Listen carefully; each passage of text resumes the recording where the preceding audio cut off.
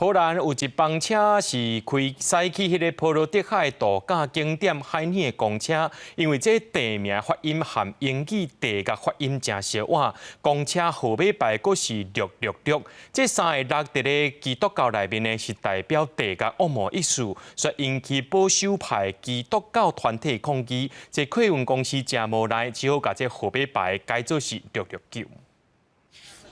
波兰开往海尔市的666号巴士，6月20日正式变作669号，原因是保守派基督教团体抗议。666这个数字代表魔鬼撒旦，巴士的目的地海尔国家地价 Hell 发音真坏，认为开去地价的魔鬼班车根本无应该变作滚装桥的话题。巴士公司未堪咧最近10年相关的投诉伤济，无奈让步。Dla mnie wiara w numerologię jako katolika, no to jest po prostu wiara w zabobony. Dla mnie jedno z drugim się kłóci. 随上波罗的海边仔的海尔市风景真水，是度假胜地。海沙堡甲森林小路吸引真侪游客来这佚佗。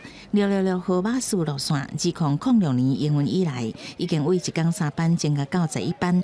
大部分的乘客是感觉无要紧，心情尔。有民众甚至是外国游客是特别来坐这班地价公车。